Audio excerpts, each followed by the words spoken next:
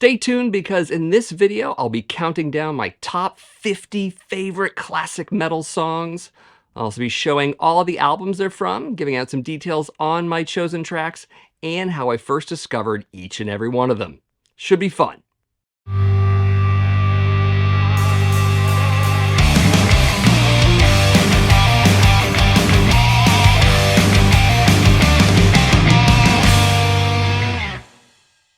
So right away, this was a tough little exercise. I spent a bit of time shuffling the order of these songs all over the place until I came to a list that I'm fairly confident is pretty solid for me.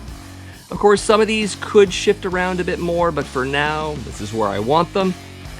And speaking of me, let's get this right out of the way. The top 50 list you're about to get is my list and likely not your list. I know we as metal fans are passionate about our music and our personal taste factor in, so keep in mind the subjectivity of not only my list, but also your opinion of my list. Hell, if you have a list, you should leave it here in the comments. I would love to see your take on these sorts of things. I love differences of opinion. They're really great.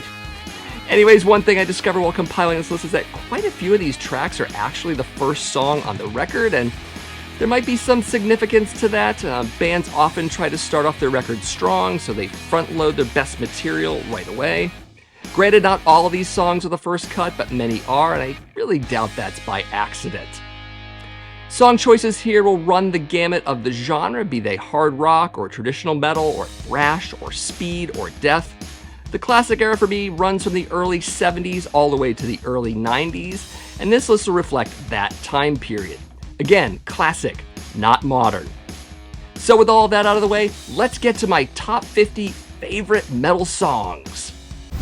At number 50 is a song from an iconic American punk singer who at this point shifted over to heavy metal with the help of Kiss bassist and track songwriter Gene Simmons.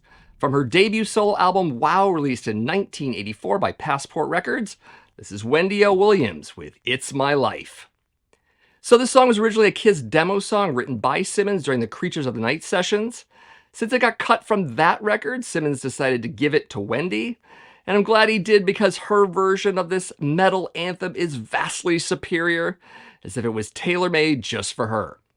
Lyrics are rebellious, delivered by her snarling and yelly vocals, lots of open chords and pummeling drums. You will absolutely sing along to this one. I first heard this song from its music video, which was on a tape I recorded full of other videos from a pal of mine back in 84, 85. The music video is amazing, with Wendy doing all sorts of crazy, insane stunts, including exiting a moving car by climbing a rope ladder hanging from a flying plane right before the car goes off a cliff. Insane. So at number 50 is It's My Life by Wendy Williams. At number 49 is a track also from a classic American punk singer, this time coming from a more bluesier approach to metal and hard rock. From his self-titled debut album released in 1988 by Deaf American Records, this is Danzig with Twist of Cain. So despite the fact that Glenn's vocals here sound like a rabid combination of Roy Orbison and Jim Morrison in hell, the track is highly energetic with driving guitars and a catchy beat. Basically think of it as aggressive blues. Very aggressive. I actually blind bought this record at Strawberries Records and Tapes after my pal Eric misguidingly told me that it'll sound just like the Misfits, which of course it did not. I initially really hated this record for a number of months, but then gave it a chance and ended up loving it. So at number 49 is Twist of Cain by Danzig. At number 48 is a song from a Swiss hard rock band who at one time had been hastily summarized as an AC/DC clone, but I feel they really came into their own on their 7th studio album released in 1983 by Arista Records. This is Krokus with the title track to Headhunter. So right away, this doesn't sound like AC/DC. It's far more aggressive and speedier, showcasing Storace's siren vocals. They certainly leave the 1970s behind on this one, but have yet to succumb to early hair metal, so this is definitely the sweet spot for Krokus. I definitely blind bought this album on cassette, having never heard Krokus before this. Honestly, it's the chrome skull on the cover. That's what did it for me. I did figure out it had to be awesome, and luckily it was. Still the best album in their catalog, hands down. So at number 48 is Headhunter by Krokus. At number 47 is a track from a Canadian metal band who never really got their due through the decades, but they did record what is undeniably a catchy and iconic metal anthem. From their second studio album released in 1982 by Attic Records, this is Anvil with the title track to Metal on Metal. So an incredibly simplistic anthemic track, no frills whatsoever, but somehow it's bang-worthy, yet repetitive riffs and sing-along qualities really push this one along. Basically, it's a whole lot of fun.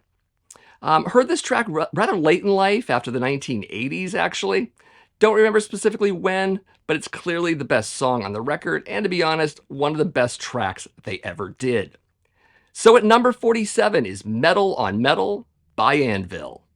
At number 46 is a song by a British heavy metal band who are probably best known for this single track. From their debut studio album released in 1983 by Ebony Records, this is Grim Reaper with the title track to See You in Hell. So the song that repeats its title a whopping 37 times is still a monster classic. Grimmett's insane falsetto mixed with epic vocals along with some melodic but heavy riffing really elevate this track. When I think of Grim Reaper, it is always this song, and I think a lot of others would agree. First time I heard this song was from its music video, which I saw when it was new at the time. In the mid-80s, I didn't have cable at home, so I had friends tape me metal video shows, and this was definitely from one of those. Incidentally, thank you, Eric. So at number 46 is See You in Hell by Grim Reaper. At number 45 is a track from an American metal band who was also helped along by one Gene Simmons. And although a version of this track was on their first album, the version on their second record has way more punch and better production. From their second studio album, The Right to Rock, released in 1985 by Gold Mountain Records, this is Keel with Speed Demon. So the album is a rather odd beast. It consists of 3 Simmons demo tracks, 3 re-records from the last album, and 3 new songs. Regarding Speed Demon, it's one of the faster and heavier tracks on the record, with some wailing vocals and fantastic harmonic lead moments. It certainly has some hard rock catchiness to it as well, but its blazing main riff really goes with the lyrics about driving really goddamn fast. So I saw the video for The Right to Rock when it was new, and then I bought the vinyl soon after, so I heard Speed Demon first that way. Anyways, at number 45 is Speed Demon by Keel. At number 44 is a song from an American heavy metal band who holds the distinction of being the first metal band to reach number 1 on the Billboard 200 album chart. And from that third studio album released in 1983 by Pasha Records, this is Quiet Riot with a title track to Metal Health. So from those opening power chords and that deafening scream, I was hooked instantly. It's also more than likely that I jumped around my room and air guitared the crap out of this song at 15. I mean, that manic soloing and those cool fret slides from Cavazo, not to mention that amazing bass work from Zarzo. Killer combination. As for how I first heard this song, I was introduced to Quiet Riot, by the first single on this album, such being their cover of the Slade song Come On, Feel the Noise. Likely through its music video. I was extremely taken with that track, so I bought the album on cassette and discovered the title track that way, finding it vastly superior to the cover song. But second place has got to go to Run for Cover. So good. Anyways, at number 44 is Metal Health by Quiet Riot. At number 43 is a track from a British band that was one of the frontrunners of the new wave of British heavy metal scene of the late 1970s and the early 1980s.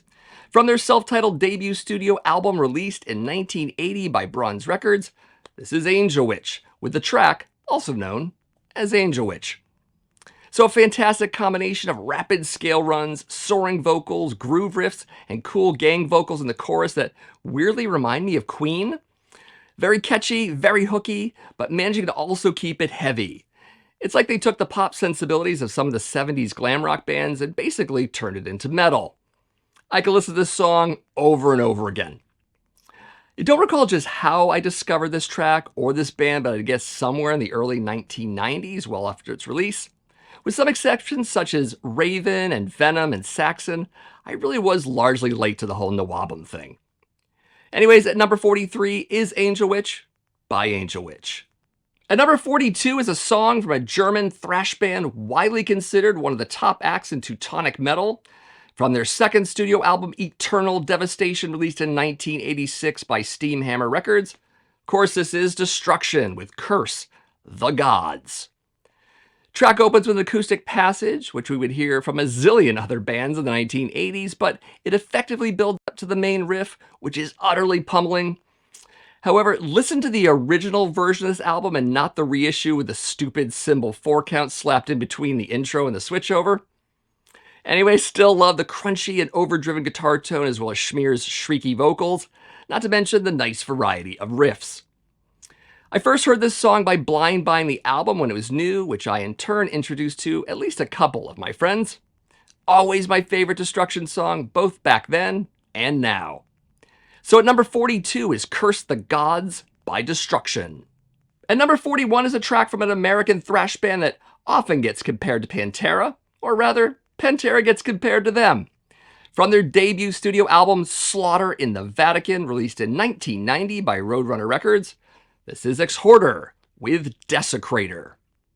So right away, those opening chords and primal drums mixed with whammy soloing, weaving in and out, definitely build this track up to a crushing main riff that is utterly bang-worthy.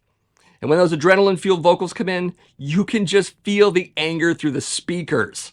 Likewise with the lyrics, which are, shall we say, a little hostile. First heard this track during my college radio years. I was also the station's metal director and was responsible for hooking up that place with product servicing from many indie metal labels, including Roadrunner. So my first copy was a promo CD. Always the standout track on the record, and I played the crap out of it over the air, over and over again. So at number 41 is Desecrator by Exhorder. At number 40 is a song from an American thrash band that simply doesn't get mentioned enough among the second wave of Bay Area thrash bands. From their debut studio album Forbidden Evil, released in 1988 by Combat Records, this is Forbidden with Chalice of Blood. So track starts with a nice chuggy thrash riff, but then pierced by the insanely powerful epic scream from one Russ Anderson. By the way, please come back, Russ. Anyways, everyone is on point in this track with riffs for days, awesome lead trade-offs, and killer drum work. This song never gets repetitive or stale. It's always something interesting going on. It's pretty much a perfect thrash tune. I feel like I first found out about Forbidden around 1989 on the Ultimate Revenge 2 home video, on which they performed this album's material live, and then I bought the studio album on vinyl as a result. So let's go with that. Anyways, at number 40 is Chalice of Blood by Forbidden. At number 39 is a track from a Danish metal band named after and fronted by one of the most iconic, albeit painted faces in the genre, and perhaps also known for that crazy falsetto of his. From their fourth studio album, Conspiracy, released in 1989 by Roadrunner Records, this is King Diamond with the song Sleepless Nights. So quite a bit of fancy guitar work here, both acoustic and electric. I do know that some folks take issue with King's singing voice. I do not. In fact, I loved it right away, and he does utilize all of his voices for this one, from falsetto to mid-range to downright demonic in the bridge. And that bridge is definitely my favorite part of the track, which is why I will always sing along to it. Also, this is my favorite King Diamond album. Given my love of this band, I bought most of the classic era albums when they were new, including this one. So I hadn't heard the material before picking up the CD, but also felt like I didn't need to. I figured it'd be good, and it was. So there you go. Anyways, at number 39 is Sleepless Nights by King Diamond. At number 38 is a song from a British heavy metal band that is often considered the very originator of the entire genre. From their self-titled debut studio album released in 1970 by Vertigo Records, this is Black Sabbath with NIB. So right away, love the bass intro to this song, and although Geezer is the shining star on this track, the lyrics are also pretty great.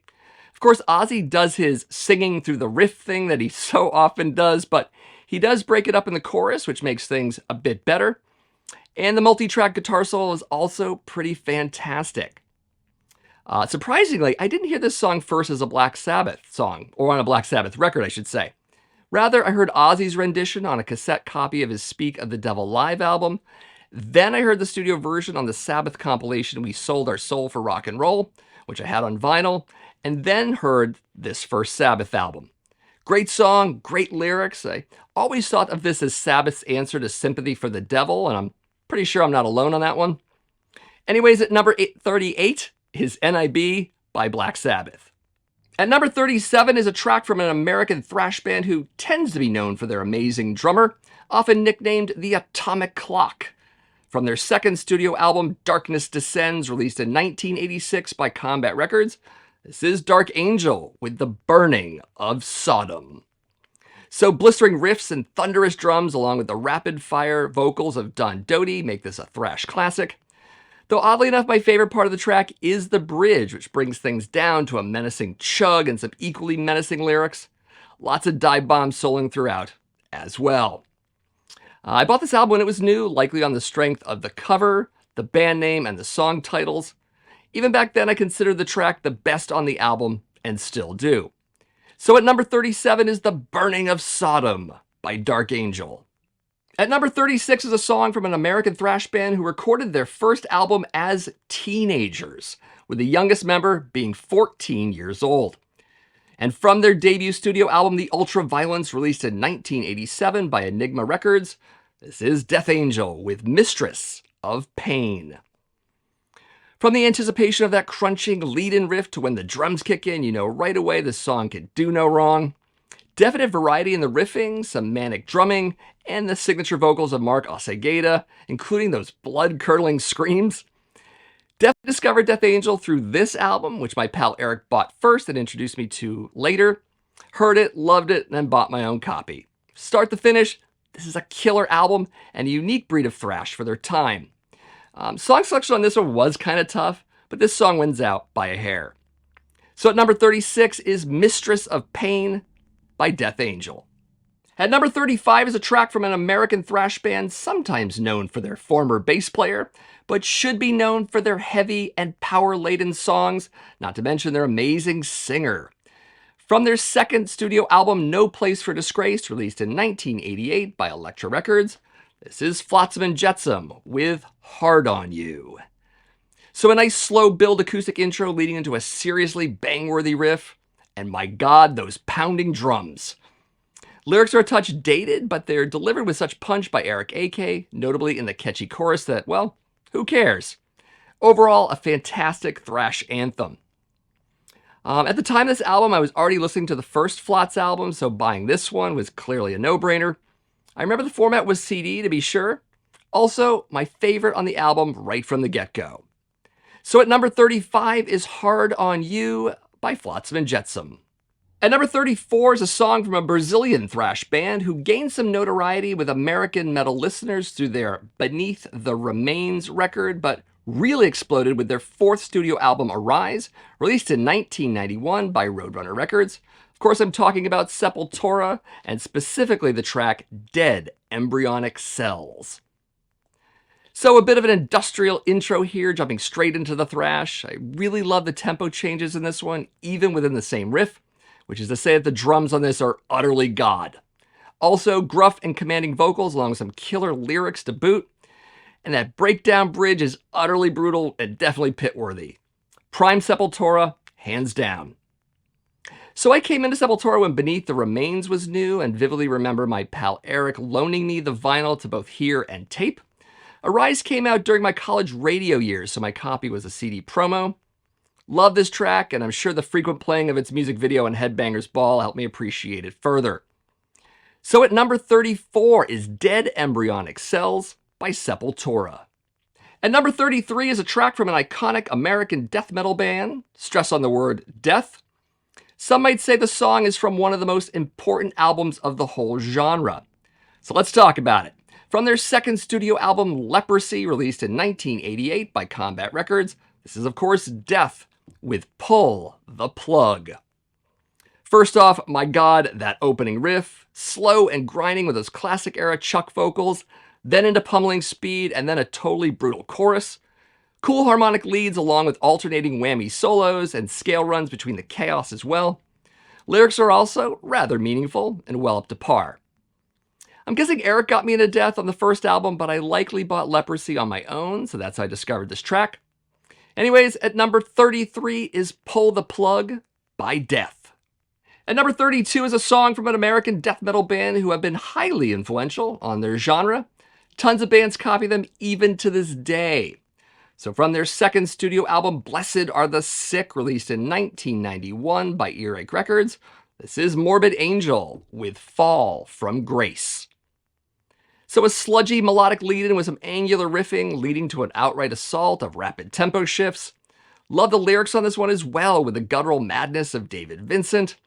Also dig the bridge with its low register and sinister vocal delivery.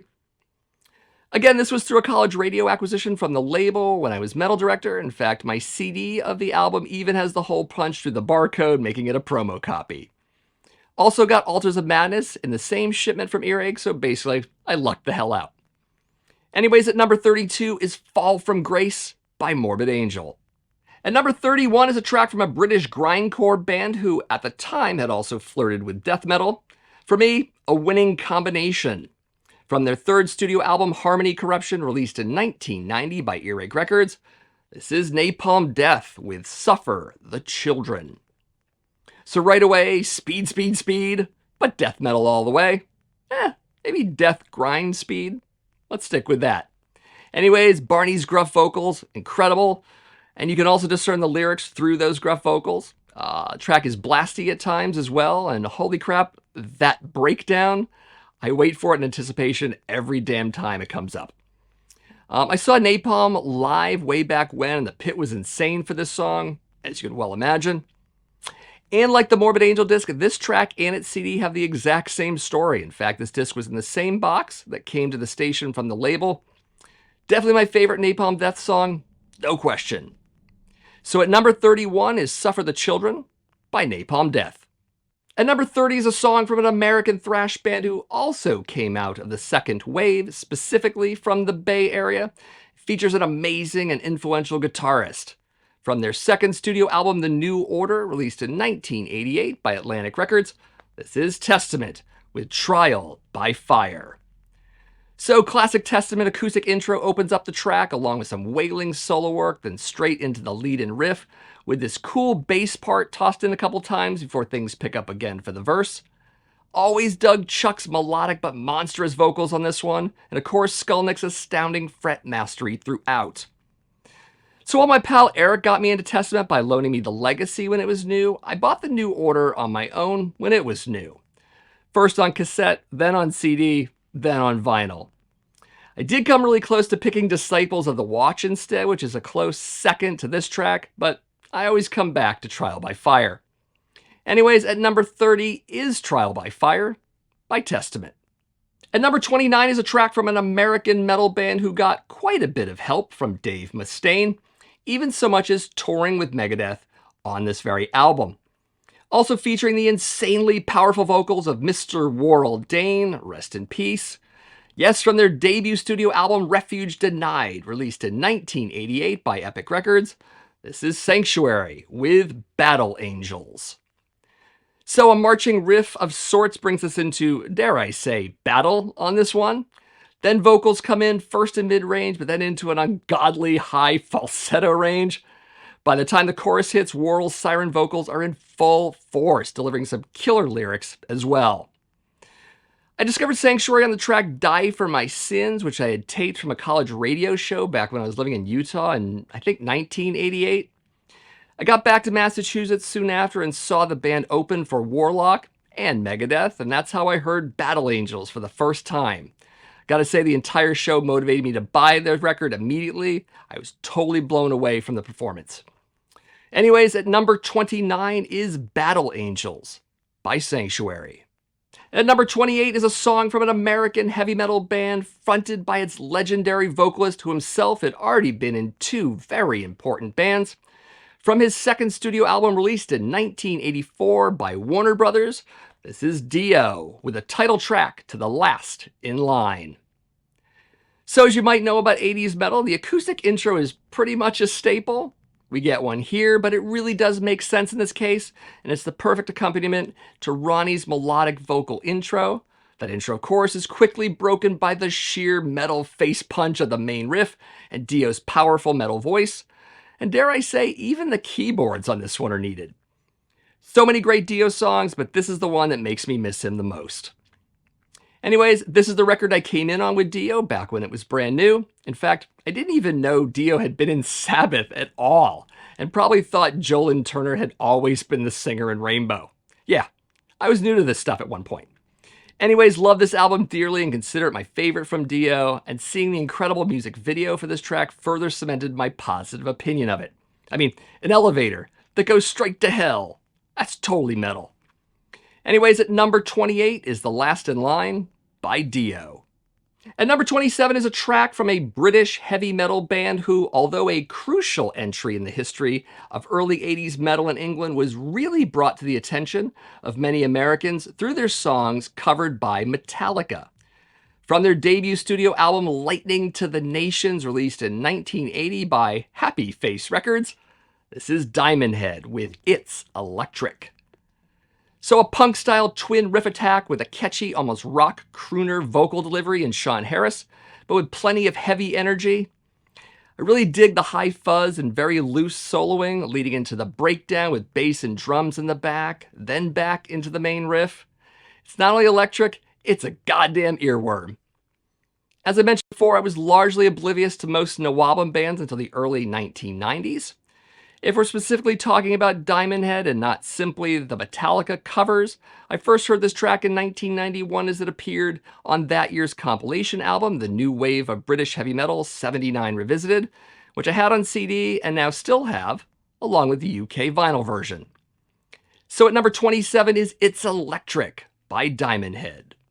At number 26 is a song from a British heavy metal band whose first album was also the very first full-length record released by its label.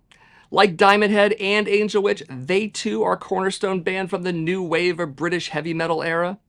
And from their debut studio album released in 1981 by Neat Records, this is Raven with the title track To Rock Until You Drop. First off, love the military marching opener with each band member coming in one at a time. Track almost has a funk vibe to it, notably with the bass line, but overall heavy and anthemic. Dig the quick jump to the bass solo, then the guitar solo, and the play around with styles during that part. Raven definitely know how to have a good time in the studio and on stage. Speaking of the latter, I did first hear this song as a live version when my pal Mike was playing Raven's Live at the Inferno album at a party I was at. Really taken by this band right away and went out and bought the live album soon after. Then went back and got the 3 studio records. Somewhere in there is also Stay Hard, but that record took a backseat to the others, as you could well imagine. Anyways, at number 26 is Rock Until You Drop by Raven. At number 25 is a track from an American power metal band who, like Sanctuary, also came out of the Seattle metal scene and also had thrash leanings in their music. From their second studio album released in 1986 by Elektra Records, this is Metal Church with the title track, To the Dark. So drum roll straight into the pulsating bass beat and chugging riff, building tension straight to the verse part. Hard snare strikes join in along with the screaming metal insanity known as David Wayne. And that guy could hit some goddamn notes. The track's heavy and creepy all at once. So I came in on their self-titled debut record when it was new, so I was already primed for a new Metal Church album at this point. Definitely remember buying The Dark first on vinyl, and although my favorites back then might have been Ton of Bricks and Start the Fire, that changed over time to the title track. But overall, a killer album. So at number 25 is The Dark by Metal Church. At number 24 is a song from a Danish metal band featuring a singer that we've already talked about.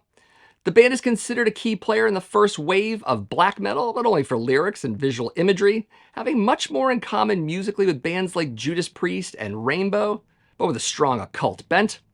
From their debut studio album Melissa, released in 1983 by Roadrunner Records, this is Mercyful Fate with Into the Coven. Track starts with the fade-in of an acoustic passage, joined by melodic and neoclassical guitar strains, establishing the mood of the overall song right away. Then the twin guitar attack of Sherman and Denner come along with the groove brought by bass and drums, followed shortly by the banshee shrieks of King Diamond himself. All hail Satan, indeed. I first discovered Mercyful Fate by purchasing both Melissa and Don't Break the Oath on vinyl back in 1985. In fact, I was the one who got my friends into this band.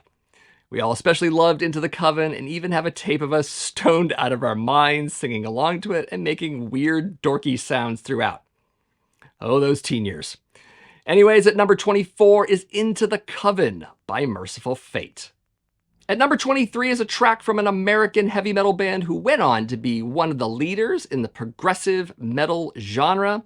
But before that, they were more of a power metal outfit, led by a truly talented vocalist.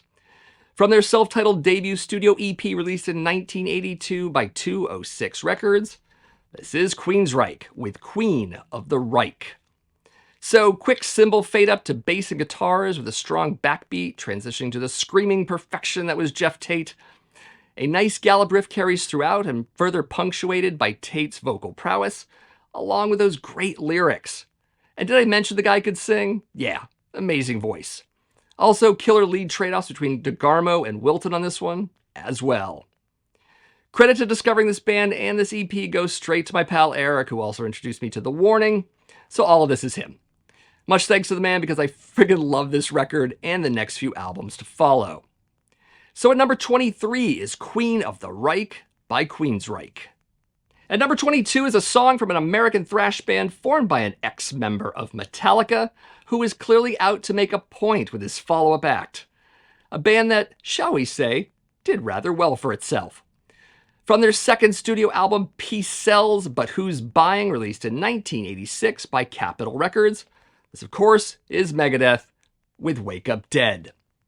So the track certainly doesn't waste any time, it just punches right the hell in, with all instruments going full tilt. Mustaine brings in the creepy but brief vocal intro, then a whole lot of instrumental passages for quite a while, until we get to more vocals, and by more I mean 2 lines, then no more until after a killer solo, when we get to the very short chorus at the end. Kinda dig the format change from the usual pattern in bands, gotta say. Although I had heard the first album from my pal Eric, I wasn't on board with it then. It definitely took Peace Sells to get me into this band, which I bought on cassette when it was new. Likely I heard it from him or another friend first, and then bought it. So at number 22 is Wake Up Dead by Megadeth. At number 21 is a track from an American thrash band who, although part of the Bay Area scene, didn't make it out the gate during that first wave due to album delays. But better late than never, we got an amazing record and a bona fide classic. From their debut studio album released in 1985 by Combat Records, this is Exodus with the title track to Bonded by Blood.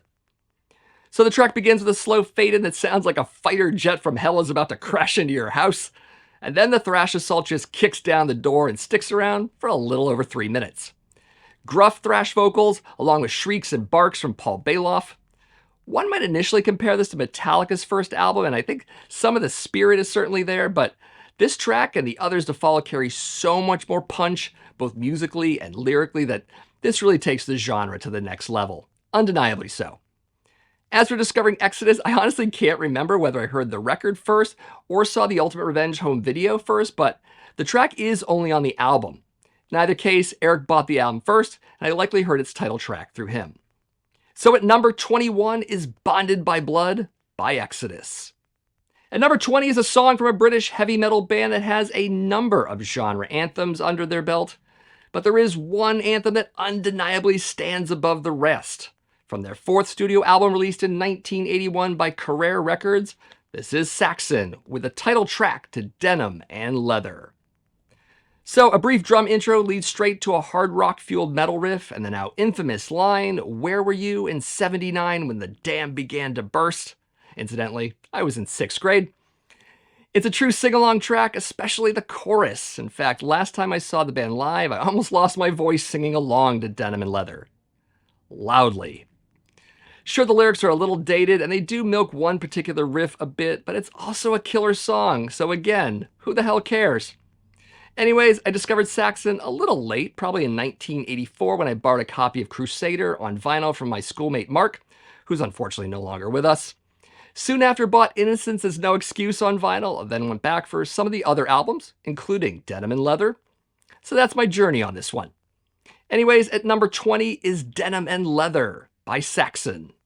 At number 19 is a track from an American metal band whose hard rock leanings certainly gained them a lot of attention on their following album, but it's the album before that that has their most infectious anthem. From their second studio album released in 1983 by Atlantic Records, this is Twisted Sister with the title track to You Can't Stop Rock and Roll. So right away, those 5 simple power chords leading into the up-tempo verse riff give me chills to this day. Toss in Snyder's melodic yells, attitude, and verve, and it's an anthem worthy of the very name. And unlike so many of its time, this track really does hold up. Far better than this band's more mainstream hits to come. Absolutely. Told this story before, but I discovered Twisted Sister, and specifically this song, one night at my pal Mike's house. He had cable, we were watching Night Flight, the music video came on for the title track, and I was instantly mesmerized, feeling I needed to have this album immediately. So the next day I went to Strawberries and bought the tape. I would also say that The Kids Are Back is a deadlock for second place for me. It's another killer track, great opener. Anyways, at number 19 is You Can't Stop Rock and Roll by Twisted Sister. At number 18 is a song from an international metal band whose namesake was once the singer for one of the first acts of the genre. His early success as a solo artist could also be attributed to his choice in guitar players, someone who is vastly considered a legend in his own right. From his second studio album released in 1981 by Jet Records, this is Ozzy Osbourne with the title track to Diary of a Madman. So the track starts with the evocative neoclassical acoustic guitar work from the late Randy Rhoads, serving as a sort of de facto swan song for him. The calm is soon interrupted by the storm of creepy yet powerful riffage leading to Ozzy's disturbed and forlorn vocals. This might also be the Ozman's most effective vocal performance. It's an epic track on a few levels, again playing with classical song structures throughout. But is it sad because of Ozzy's sympathetic voice, or the tragic loss of Rhoads, or both? Big questions. Anyways, I discovered this album and this song from my pal Mike. Same Mike as the Twisted Sister song. I already had Blizzard and Speak, but he had Diary, so I taped the album off him on a shitty Radio Shack tape, which I still have right here. And that's how I first heard the song. It does compete on occasion with Believer for first place, to be honest, but I gotta say, Diary's acoustic work really puts it ahead most of the time for me. So at number 18 is Diary of a Madman by Ozzy Osbourne. At number 17 is a track from an American hard rock band's undeniable flirtation with metal. It also probably didn't hurt that they donned the trappings of the genre in terms of wardrobe and imagery. From their second studio album, Shout at the Devil, released in 1983 by Elektra Records, this is Motley Crue with Knock 'Em Dead Kid. So from the most, and perhaps the only truly metal album from this band, comes one of their heaviest tracks. It doesn't get as much love as the title track, likely because it's on the B-side, but it certainly has an undeniably high level of punch, hostility, and attitude. Gotta say, Vince is on fire on this track, with or without studio magic, to be honest, and Mick just plain rips on the solo. If you listen to it on headphones, you can even make out a subtle and ominous keyboard sound weaving in and out of the chorus. Honestly, never remember that as a kid, but there it is, and it actually works. This was the album I came in on, probably in early 1984. My favorites have changed over the years on this one. I always loved the cover of Helter Skelter, as well as the title track, but I gotta say, Knock 'Em Dead Kid has always been near the top, and now it is on the top. Anyways, at number 17 is Knock 'Em Dead Kid by Motley Crue. At number 16 is a song from a German thrash band who, like Destruction, are considered one of the top 3 bands of the genre from their nation of origin. From their second studio album, Pleasure to Kill, released in 1986 by Noise Records, this is Kreator with Riot of Violence. So definitely another one of those thrash songs that has a brief ambient build-up to the main riff. It sounds like a storm coming, but then bam, utter brutality. Playing is certainly loose but relentless and punishing all the same. Simple song title said over and over thing for the chorus. In fact, the track has a lot of simplicity to it in general, but through sheer force, it really works. Riff variety is there, and they all work together well, rather than being disjointed parts thrown together. Also, solos are messy as hell, but very fast. Discovery of Kreator was definitely through Eric, specifically this album, and we all love the song immensely since. I even stage dove to it when I saw Kreator on their renewal tour in Montreal. Crowd even caught me. Good times. Anyways, at number 16 is Riot of Violence by Kreator. At number 15 is a track from a British heavy metal band whose influence can definitely be felt through decades of genre acts. In fact, way too many to count. From their third studio album, The Number of the Beast, released in 1982 by EMI Records, this is Iron Maiden with Hallowed Be Thy Name. So underneath the tolling of a bell, we get Bruce's compelling vocal performance of a man about to be hanged, along with a note that he literally holds forever. Actually, two of them. Classic twin harmonics riffs and stellar bass work throughout, but Dickinson's powerhouse vocals and the lyrical content he brings is nothing short of epic. It is not only my favorite Maiden song, but my favorite Maiden album ender as well. Such an effective and satisfying closer. I actually came in on Powerslave back when it was new, but quickly bought The Number of the Beast right after because it certainly had a reputation as a great album. I bought it on cassette for sure and certainly had other favorites before landing on Hallowed Be Thy Name. Obviously, such as Run to the Hills and the title track. Such a magnificent album. Yes, you heard me right. Magnificent. Anyways, at number 15 is Hallowed Be Thy Name by Iron Maiden. At number 14 is a song from an American metal band whose bassist and singer was rather well known for throwing raw meat at his audience, not to mention the 12-inch buzzsaw blade between his legs. From their self-titled debut studio album released in 1984 by Capitol Records, this is WASP with I Wanna Be Somebody. So with that simple drum roll and starting riff, Blackie's vocals come rushing in with enough piss and vinegar to please any burgeoning metal fan of the time. Gravelly but extremely melodic and so different from the other LA singers of the era. Again, another anthem here to be sure, but it really goes for the throat with cool trade leadoffs and a guitar tone all their own. Initially, I bought the cassette of this album when it was new, but I honestly can't remember if someone played it for me first. Possibly my pal Joe, but I'm not sure. Either way, my favorite WASP album without a doubt. I mean, no other record of theirs compares for me. And it still holds up. So at number 14 is I Wanna Be Somebody by WASP. At number 13 is a track from a German metal band whose guitarist's wife actually wrote all of the lyrics on the album. Some of those lyrics, not to mention song titles and cover art, led some to believe the band was gay, and proud of it. Which wasn't true, by the way, but it was likely due more to cultural and language differences than anything else. Anyways, from their fifth studio album released in 1983 by RCA Records, this is Accept with the title track To Balls to the Wall. So yep, another anthem. Now sure, do we really understand the struggle within the lyrics of this track? Probably not, but I will shake my fist and bang my head to this song, no questions asked. I mean, I know, it's got bondage and chains and the damned, but screw it. You've got Udo's commanding vocals, as well as that main riff and soloing from Hoffman and Frank. Also love the breakdown. Something about plugging a bomb into someone's bad place. Also, another band with a guitar tone that is so definitely their own. I mean, you always knew Accept song when you heard it. Anyways, this is my entry into Accept. I bought the album on cassette sometime in the spring of 1984 after both seeing them live and seeing the music video for the title track. I mean, that goddamn wrecking ball. I was sold. Anyways, that and the gang vocals throughout were definitely the clincher. So at number 13 is Balls to the Wall by Accept.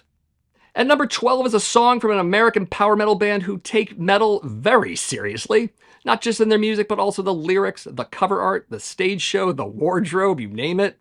And if you don't like it, you can leave the hall. From their second studio album, Into Glory Ride, this is Manowar with Gloves of Metal. So right from the opening riff and those massive drum beats, you know this is going to be epic. Throw in a voice that was practically made for power metal and lyrics about, well, metal. And it all becomes this totally killer anthem. I mean, sure, the production for this band would get better when they got onto a major label, but I feel the rawness in the mix of this album only makes the song better. This was certainly my introduction to Manowar, having bought the album on vinyl back in 1984. I never knew there was a music video for this track until the YouTube era. I mean, as late as maybe a few years ago. Crazy. Always my favorite on this record, and a true sing-along track at metal parties. More than a few, actually. So at number 12 is Gloves of Metal by Manowar. At number 11 is a track from a British band who's often included in the story of metal, even though its bassist vocalist tended to shy away from the term. Be that as it may, the track in question is about as metal as it gets. From their 7th studio album released in 1986 by GWR Records, this is Motorhead with the title track, To Orgasmatron. So another simple but effectively heavy track. The main riff gets milked to death, but it's a good riff. And Lemmy's vocals and lyrics are so crushing here that such a detail becomes insignificant by comparison.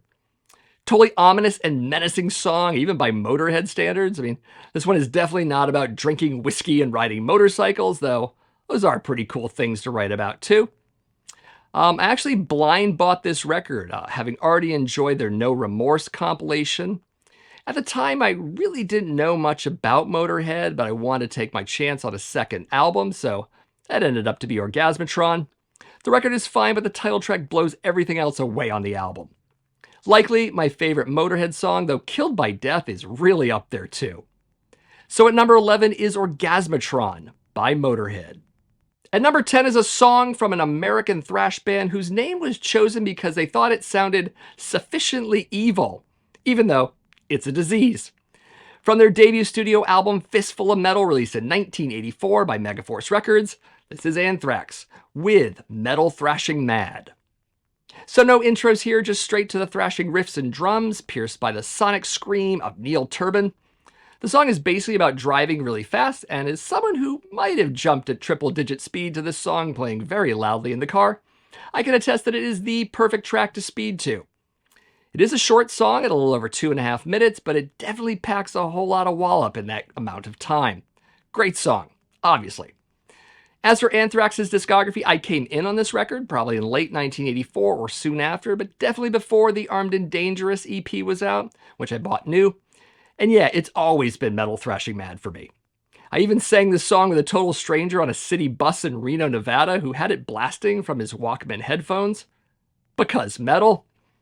Anyways, at number 10 is Metal Thrashing Mad by Anthrax.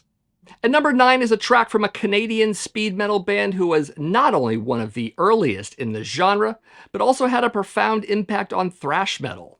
From their second studio album Violence and Force, released in 1984 by Megaforce Records, this is Exciter with Pounding Metal. So the track begins with a, dare I say, pounding drum beat, leading into the utterly ear-wrecking crunch of the main riff.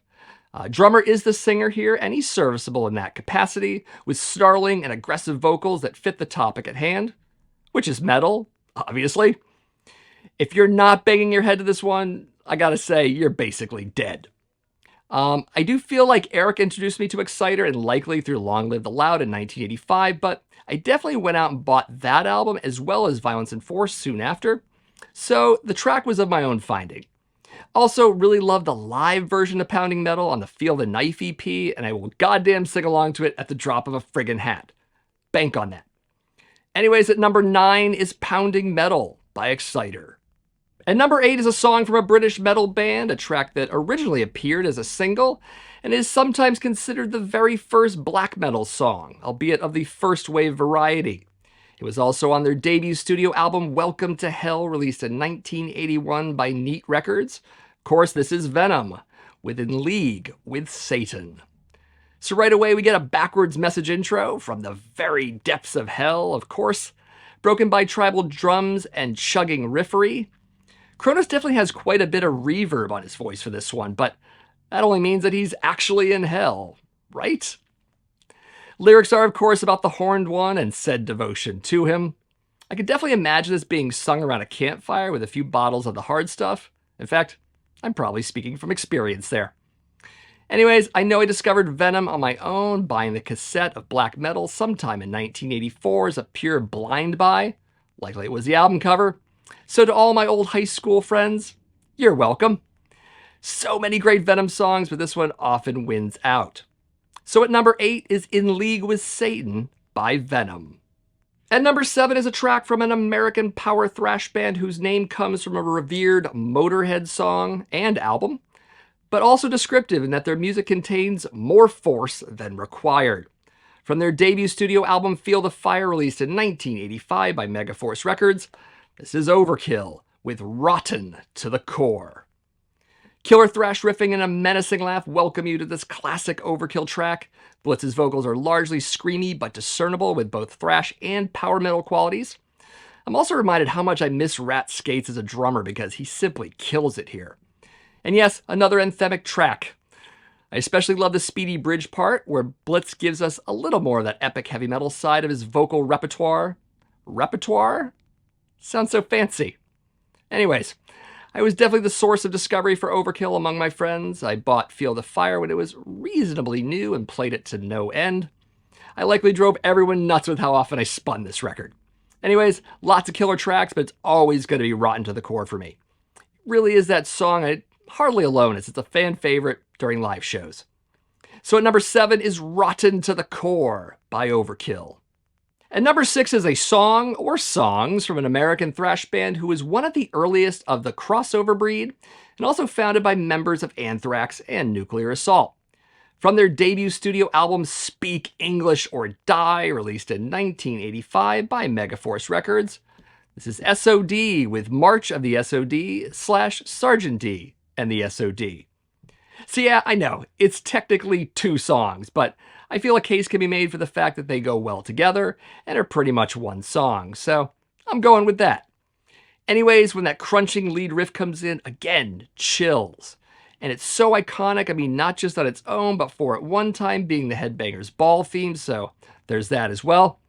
Love the bass line that connects the 2 tracks, and of course, the shouty hardcore stylings of vocalist Billy Milano.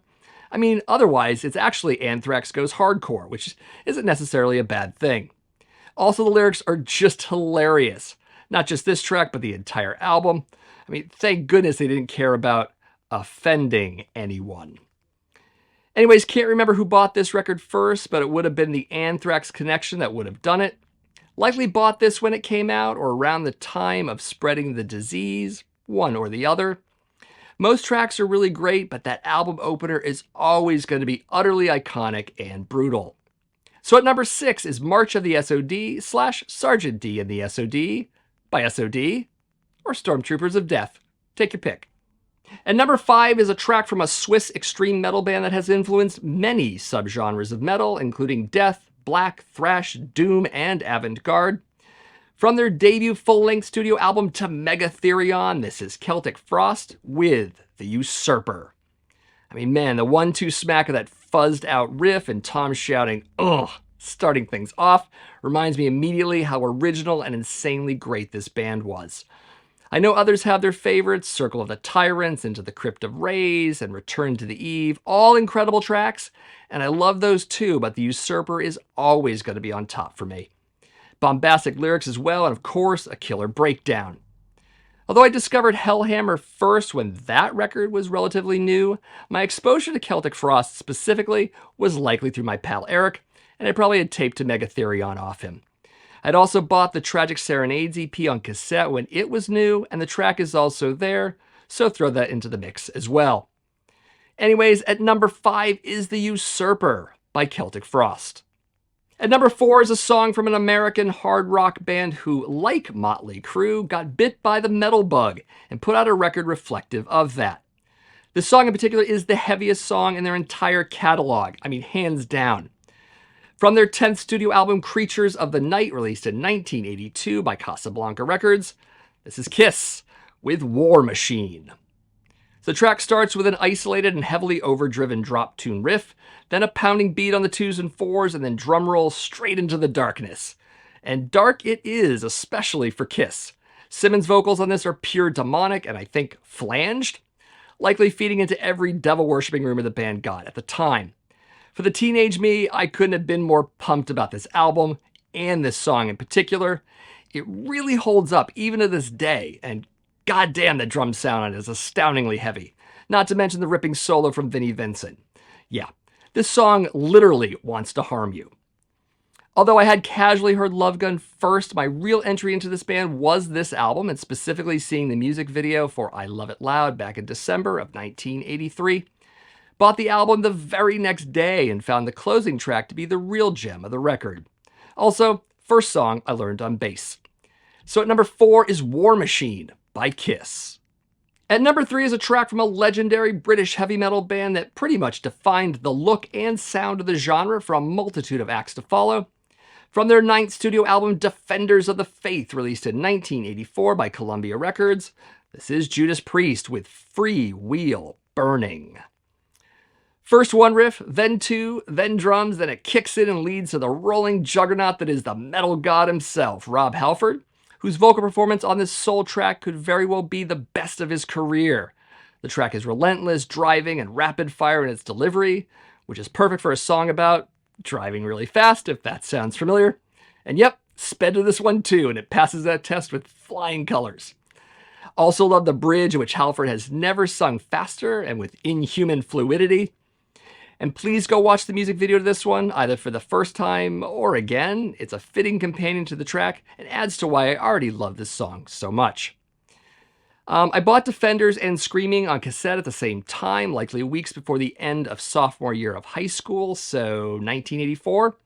Vividly remember blasting Defenders on my Walkman while walking to and from my final exam that year, ushering in my summer vacation as well. Basically a good memory for me. So at number 3 is Free Will Burning by Judas Priest. At number 2 is a song from an American thrash band that at this point had signed to a record label largely known for rap acts. From their 3rd studio album, Rain in Blood, released in 1986 by Def Jam Records, this is Slayer with Angel of Death. So when I first put this one on, I was blown away by the speed factor. I think a lot of us were. But even more than that, it's got some real precision playing along with Araya's vocal leanings, a bit more into a hardcore screamy vibe, but still working well with Slayer's music. Drumming on this album is unreal, and I once jokingly pondered that they replaced Dave Lombardo with a robot, but nope, that's him, and he continues this mastery of the kit for albums to come. Lyrics for this and the other tracks start to stray from their previous dabblings with the devil and into more real-life inspirations. This song referencing Joseph Mengele and the bizarre experiments of the Nazis. You know, the fun stuff. Anyways, gonna have to rely on my pal Eric's recall on this one because he's convinced our buddy Tom got us both in the Slayer. But that was pre-Rain in Blood. I remember the first Slayer album I bought was Show No Mercy in late 1984 or early 1985. Then got Hell Awaits when it was new, but taped it off Eric first. So my introduction to Angel of Death was specifically from blind buying Rain in Blood. And I'm glad I did, obviously. So at number 2 is Angel of Death by Slayer. And at number 1 is a track from an American metal band, likely the biggest on the planet right now, whose early contributions to thrash metal have been replicated and built upon through the following decades by scores of bands. From their 2nd studio album, Ride the Lightning, released in 1984 by Megaforce Records, this is Metallica with For Whom the Bell Tolls. So yep, when that bell rings and the song kicks in with that monster lead bass and that crushing riff, I'm reminded this is definitely top tier metal. I mean, even James's vocals in his older style, which I miss quite a bit by the way, was so melodic and yet also menacing, delivering some of the best lyrics this band has ever composed. It hits on all levels and holds up even in modern day, making it a perfect metal song. No question. I mean, it even ends epically with the bells, the lead out riff, the distant soloing, and the simple yet effective slow beat. I first heard this song from the album a few months after it came out. I've told this story quite a few times before. Eric brought the album to my house to play, raving about how awesome it was. I agreed, then went out and bought my own copy. If you really want to hear the whole story, I do tell it in my video dedicated to early Metallica, specifically their first album, in my MGP Rant series, so watch that if you'd like. So my number 1 favorite classic metal song is For Whom the Bell Tolls by Metallica. So I gotta say, it's been really cool revisiting some of these tracks, remembering just how great they are. I mean, a lot of anthems, quite a bit of thrash, but also plenty of traditional metal. Some of these I've mentioned in my Metal Origin video series, which you should check out here on my channel. Lots of nostalgia, but also some pretty good metal records discussed.